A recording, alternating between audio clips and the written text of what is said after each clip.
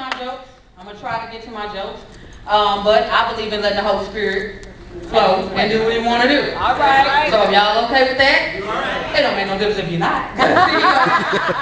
You're going to do it anyway. So, our host was mentioning I spent a good deal of my time in the world doing secular comedy.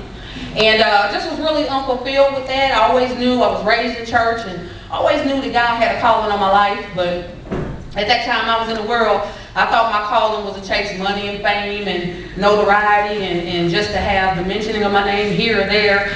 And when I really stopped running from God to realize that it really is not even about that. You know, it's about the call of God that he has on my life. It's about the blood, really. You know, and about just really ministering to people and just trying to use my humor, somewhat, I guess, comedic antics in that. So, just in getting started, I want to give my disclaimer, like I always give a disclaimer. So once you turn to your neighbor, say, neighbor, these just jokes. These just jokes. Don't take nothing personal that she said. Don't take nothing personal that she said. Just saying. Also, I'm believing by faith that I'm going to be funny. Okay, you can maximize your experience this evening if you do the same.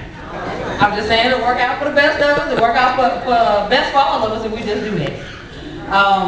Like I said, I spent a good portion of my time in the world doing comedy and performing in nightclubs and et cetera, et cetera. And when I made my turn back to Christ, I rededicated my life.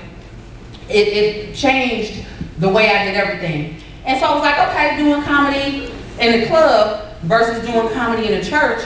A lot of people want to bill me as a clean comedian. And I'm like, well, no, a clean comedian just means that I ain't going to come out here and cut you out. You know what I'm saying? I'm not going to come out here and say rude things. I'm not going to come out here and use vulgar language, but I might still talk about some of the same subject matter. Gospel comedy, that's a little bit different. You know, I'm going to try to make you laugh, but I'm also, you know, use a little bit of the word to kind of encourage you, uplift you. Maybe you came in here, it's Friday night. It's been a long week. I know it's been a long week for me. It's been a long week for you too?